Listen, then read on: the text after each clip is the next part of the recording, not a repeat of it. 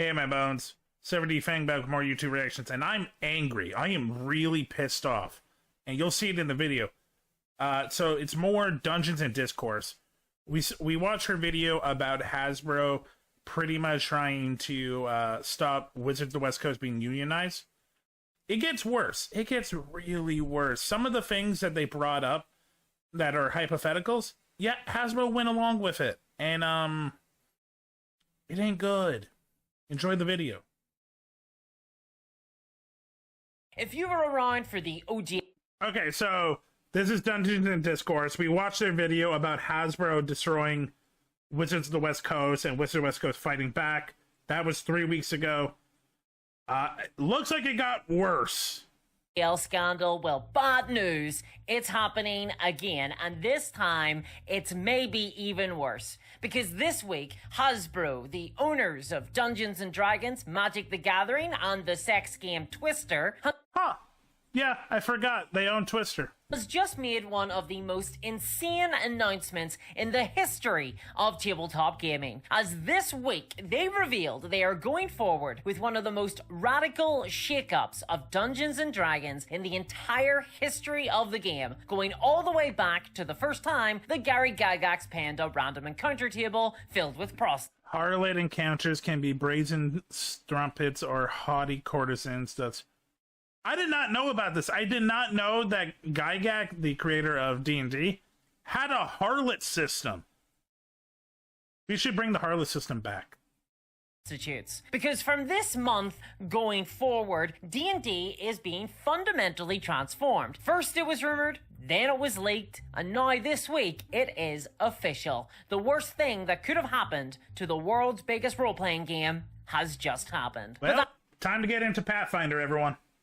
That's not all. This story gets even worse, because even beyond this insane new announcement, we've gotten a glimpse of what comes next, and it's even more terrifying. If you love the business model behind the card game Magic the Gathering, well, you're gonna love what's about. Oh no, oh no, oh no. So we talked about this last time when we watched Discord in Dungeons.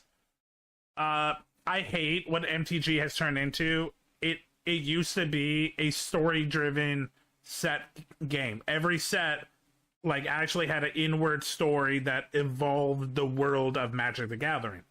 Last couple of years they really partnered up with other licenses to make sets that really have nothing to do with Magic, but it's cool if you're a fan of Dungeons and Dragons, Warhammer, Avatar, and they're cool every once in a while. Last 3 years it's four to five licensed sets a year, and maybe one or two MTG sets. And also, they're really stopped doing story-driven stuff. Yeah, so I've been upset. To happen to Dungeons and Dragons. But for everybody else, strap in. So to explain what's happened, Dungeons and Dragons, traditionally, you would buy the player's handbook, the monster manual, and maybe even the Dungeon Master's Guide if you were feeling frisky. And from that book, you would run and play adventures. You would get together with friends at a table. Players would roll up classes from that book. There would be stats for your magic swords in your game. You could level up. You would, use things in your book to roleplay, and every so often you'd buy a new adventure book or one-on-one adventures, the pleasure prison of the Behovian demon whore. I need to talk to Camper Kai. He might he might be down for this. I know Sonny would be.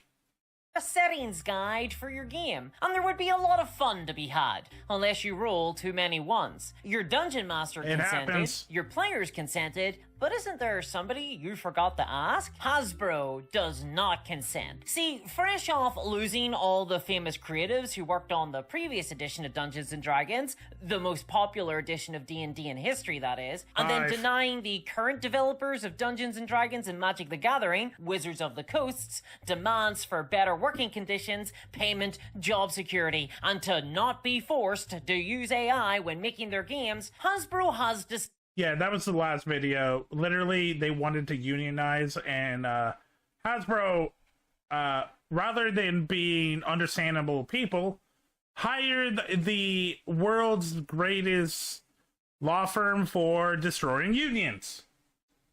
decided to push forward with a new insane scheme. This week, Chris Cox, the CEO of Hasbro, has announced that Dungeons & Dragons is no longer going to be about playing the actual game of D&D, and instead it is now moving to a digital-first, live service,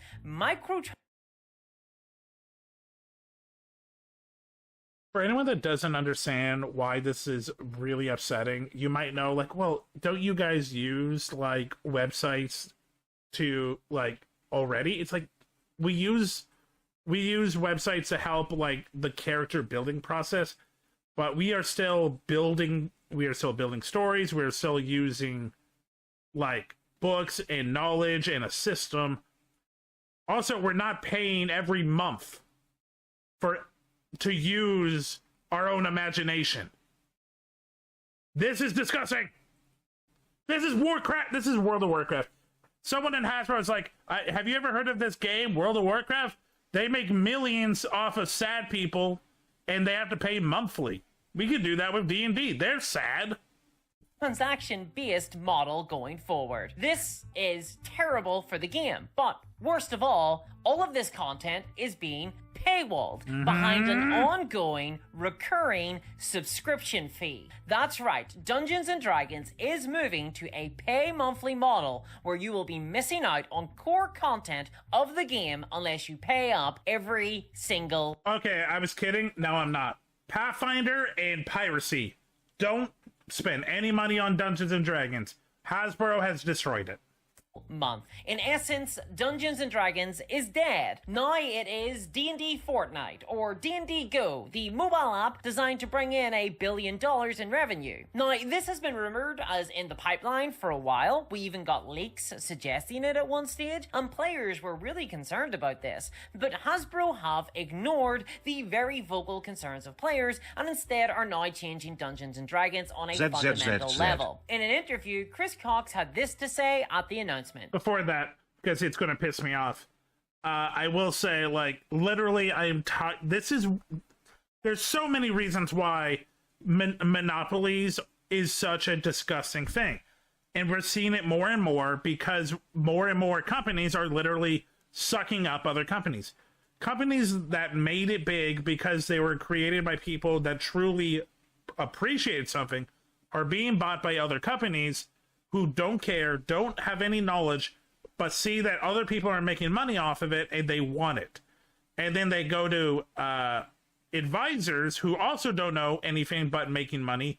And it's like, well, if we destroy this, we make money. But destroying that will also destroy the product. We're seeing that in so many companies. We're seeing that in Paramount, Skydance. We're seeing that in Warner Bros. Discovery. We're seeing that in Hasbro. We're seeing that in so many places. We're migrating the way we think about playing Dungeons & Dragons to more of a live service where you don't have to wait 18 months for us to build a book. We can start to release components or aspects of that book over time. And you don't have to buy everything all at once. You can buy chapters or segments of it over time. That's the books! Literally, that's the books! That's what we've been doing this whole time, but now you're telling us to pay for individual shit. In other words, Chris is saying that Dungeons & Dragons is embracing a live service, microtransaction model where players will now buy DLC for the game. But this new business model for D&D doesn't end there. It goes even further than that, because it will also only be accessible if you pay a subscription fee to Hasbro every single month. So on top of paying for every single element, you're also paying just to be on the website. Great. And this has already started. D&D has already shifted in the blink of an eye. Because just as this video releases, the very first Dungeons & Dragons drop has emerged, containing exclusive content for D&D as announced on the D&D website. And the word drop here is just a euphemism for live service exclusive content only available on the digital platform of Dungeons & Dragons Beyond while your subscription is active. And this is the sort of content that used to appear in D&D books, in expansion packs, in supplement books. You know, new spells, new abilities, monsters. But there is a major fundamental difference between these drops and buying a book. Because when a gamer buys a supplement book, they own it. At any time, they can get it from their bookshelf, or if you're like me, your pile. You can share it with friends when you play Dungeons and Dragons. A community. You can rip out pages and use it as kindling to keep a fire going when your heating goes out. As a community. Support me on Patreon, linked below. In contrast with live service subscription drops, when your subscription to Dungeons and Dragons ends, you lose everything. You lose your entire library of content. You lose your classes you bought, your equipment, your species, your characters, your adventures. It all goes away like it was... No, it's going to be connected to an AI, so you can get the premium and not even create your own shit. You just have to use what other people created with their friends and their adventures. I know where this is going. Never there, like tears in the rain. And that's not all. These drops can't be shared either. Gone are the days of the DM buying a D&D book and sharing it with the table. No, it's a subscription fee now. For everyone, players included. And Chris Cox is now telling us that this subscription model is going to be the primary form of distribution for Dungeons & Dragons going forward, and that books will be consigned to history. This has, in an instant, fundamentally changed Dungeons & Dragons at the DNA level. And every single player in the entire RPG community is now affected by this change. Sadly, though, most of those fans are still going to put up with it because they don't want to get rid of their thing, and they're just going to begrudgingly keep doing it. And Hasbro will be proven right. Because this new scheme by Hasbro locks players into Dungeons & Dragons because they must pay a recurring fee to remain in their RPG ecosystem, to remain in the games that they play, or the potential future games of Dungeons & Dragons that they may play, meaning that they will never leave D&D. They're going to stay in Dungeons & Dragons forever, so long as they keep paying. And pay we must. It's hard to truly encapsulate what a radical change this is for the game, because it fundamentally shifts the entire hobby and experience of Dungeons & Dragons into something totally different. This is the move of Dungeons & Dragons from one of ownership to a rental model. We no longer own our D&D games and content, we now simply rent it for a period of time from Hasbro. And everyone knows you love your landowner, right? Oh, your landowner is so generous and doesn't do corrupt bullshit because it affects him more than it affects you. It's just your livelihood.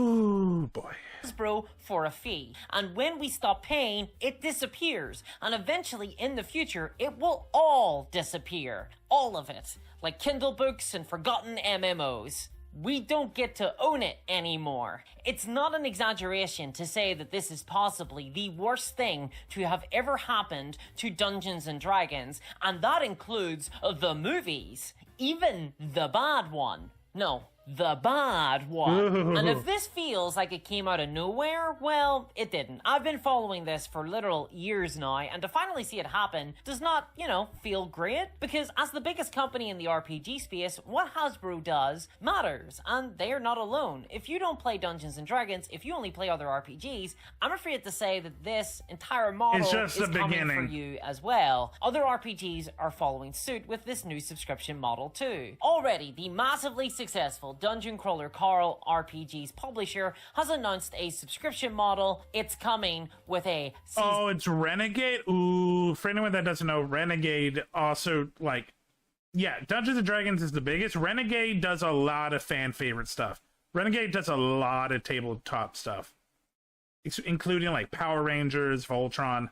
Ooh, that sucks. And this is starting to look like the future of the entire RPG hobby, and it's not good. This is the microtransaction nightmare we were worried about, except times 1,000,000, and it is horrible for consumers. But this story doesn't end here. It gets even worse. No. As Hasbro have revealed something even more terrifying for the future of our games. But before we really enter the 9th circle of hell, I want to thank Red Magic for sponsoring today's video.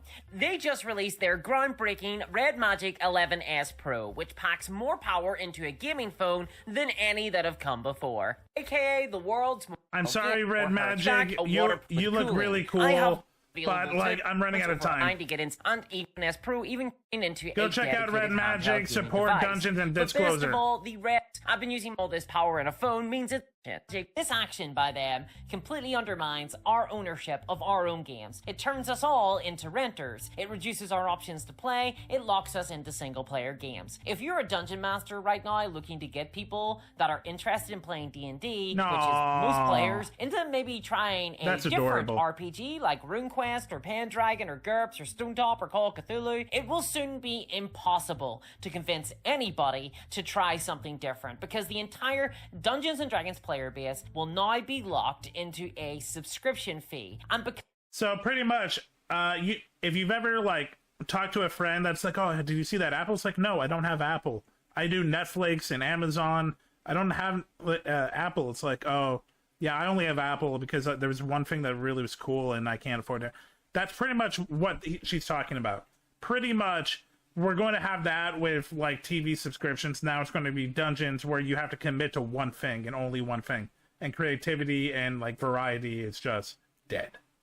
Because they're paying money every single month, they're going to be invested in Dungeons & Dragons exclusively. They won't want to play anything else, and they will be siloed away from the rest of the RPG hobby. Under the Dome was a good show. They will all be wasting money if they do play anything other than Dungeons & Dragons. In all of the years that World of Warcraft, with its subscription fee every single month existed, how many other MMOs were able to break out and survive? The answer is zero. People get locked in by these recurring payment schemes. If you thought it was hard to get people to play a different RPG before, well, it's going to be impossible going forward. This has a profoundly sinister impact on the entire RPG market and our entire hobby. We must resist this. This is horrible. It's the antithesis of everything that RPGs are about. And now we're left with the question of what about the Dungeons & Dragons books? Are Hasbro going to be even releasing any more in the future? Well, when asked if the game is moving exclusively to a live service or if there will still be books in the future, CEO Chris said this: "Books will always be kind of like a special totem that you can collect. I have a big bookshelf of D&D books myself." Right, so in other words, Dungeons & Dragons books are now becoming collectibles. Coffee table relics. Fantastic. That's what we all wanted, right? And of course, there is a darker undercurrent to this story. That is looking at it like, ooh, you can slab that book and get someone in Germany to spend $5,000. Because recurring subscription fees are going to keep kids out of our game. And that's bad. I want children. I want little kids. I want to groom little kids. Yeah! Into Dungeons & Dragons. I want kids to play this games. I want kids to roleplay because I think it's awesome. And we need it's new also people healthy to join and our creative. Hobbies. We need the next generation. Not you, Star Trek. And this subscription model actually keeps kids out. What child can use their credit card to maintain their D&D subscription? Even saying that is so weird. So how are Hasbro going to attract more kinder into Dungeons & Dragons? How are they going to get more people into playing our games? Well, remember this point, because we're going to circle back to it. Now, Hasbro claimed that this new business model for D&D will create additional value for their online D&D exclusive platform, Dungeons & Dragons Beyond, because all of this content is going to be filtered and distributed through that. And now there is official content exclusive to that platform that can only be accessed with a subscription to it. And this content cannot be shared amongst players and DMs, so everyone is going to need a subscription to see. I'm getting scared. As someone that plays D&D, we're playing tomorrow, I am actually kind of scared to see the changes. I have not looked at it in 2 weeks, and this just happened a week ago, so I am actually a little scared. Anything that comes out because we do use D&D Beyond. But this entire thing is anathema to what Dungeons & Dragons Beyond was originally sold to us as, and why it was valuable for players. Dungeons & Dragons Beyond was originally envisioned not to sell exclusive content, but to be used to facilitate games of D&D. Make it easier. Make the game easier to access and play, and to simply host information for players. And yes, for all of that to be shared between players. It's integral to its mission. Right now, if one player creates a campaign on D&D Beyond and shares it with their table, everyone gets access to it. But with this new drop system, this new content, all of it's going to be locked to only the players that pay a subscription fee. And they're going to lose access to their game and content if they stop playing. Now, Hasbro have tried to justify this in a recent AMA in Reddit by claiming that locking this content behind a subscription fee, making it exclusive and unshareable, is the only way to ensure that designers get paid. Okay, absolutely, she's going to bring this up because this was in the other video. You mean the people you didn't get rid of, and the people that you make do 18 hours and use AI. Yeah, Hasbro literally cut half of, and like I mean it, half of the MTG and Dungeons and Dragons staff, and the people that are left are working like 18 hours on a strict deadline, and also some of them are being pushed to do AI.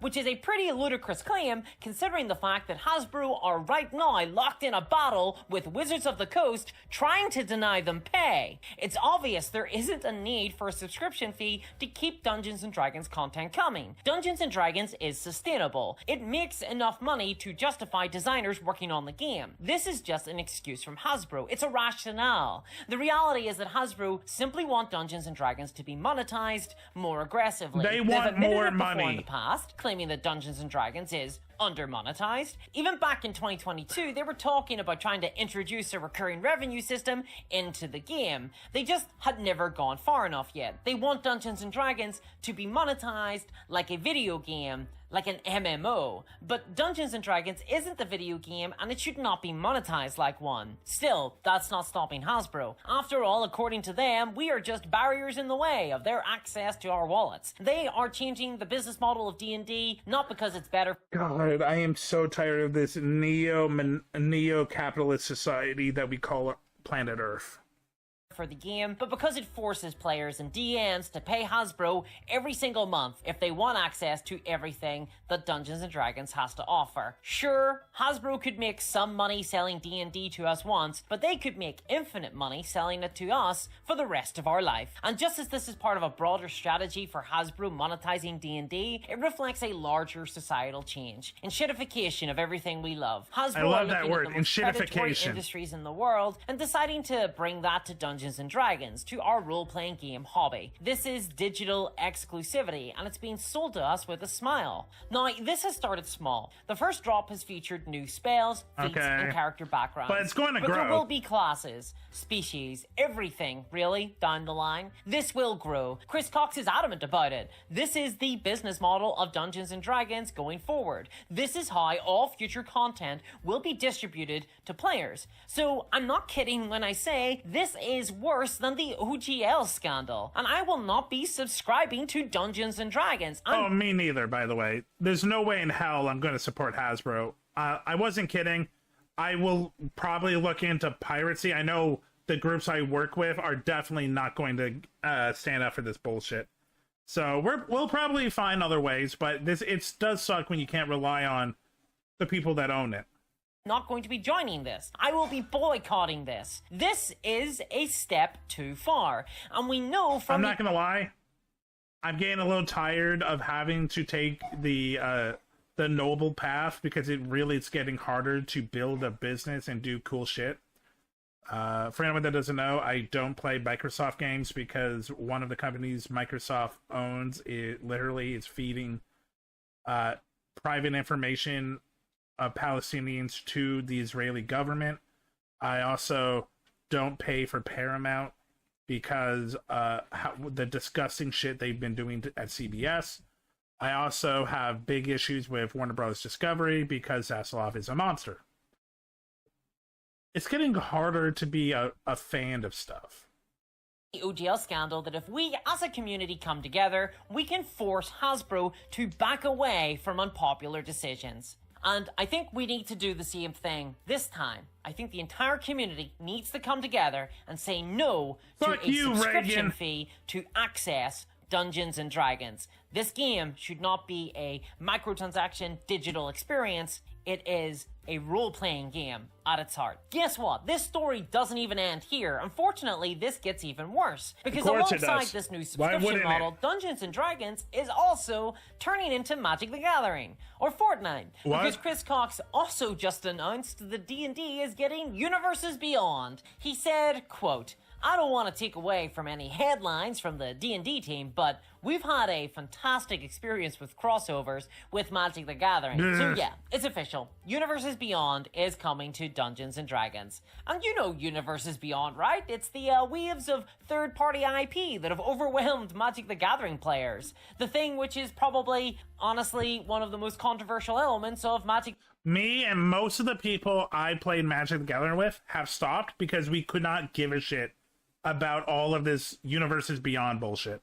The Gathering in its entire history. The thing that generates more hate than a clan rally. That fantastic experience is coming now to D&D. Because, look, Universes Beyond, it generates a ton of revenue for Hasbro, and now I guess Dungeons & Dragons players are just going to have to deal with it too. A cavalcade of tie-in content for different IPs into our game. This is Hasbro's big scheme, I guess, to get more people into Dungeons & Dragons now that they're raising the barrier to entry with a subscription fee. And on the one hand, I'm not opposed to the occasional tie-in book like the Stranger Things starter set or the Rick and Morty book. It just doesn't bother me. I just don't really engage with it. But we've seen with Magic the Gathering that Hasbro very quickly like to turn the occasional treat into a deluge of constant IP mixing. Yeah, and they can never just make it a treat. It has to be the whole thing. Dilute the core experience of the game. And Hasbro will push this. They can up the power levels of third-party IP content. And instead of creating expansions focused on Dungeons and Dragons, they'll focus on third-party IP content instead. Golden Girls D&D would go hard. D&D Beyond for your game, which I guess soon enough you're going to have to if Hasbro keep on their current course, then third-party IP content is going to make its way into your game. That's cute. Players will want access to the spells, the classes, the monsters, it's the abilities, Fortnite. The feats from those Universes Beyond books. Those technically Dungeons and Dragons books. Oh, sorry, drops, I meant. Drops. How 20th century of me. But we don't really need third-party IP in Dungeons & Dragons. There's already a big market of third-party IP games out there like The Witcher RPG, Cosmere, Smallville. Fans of those most of Renegade stuff. Things already come into our hobby via those games. We don't need D&D Universes Beyond to get those people interested. But D&D, no real value. But Hasbro wants to be a part of that. They want that sweet, sweet money. Why should these smaller people do cool shit? I'm Hasbro.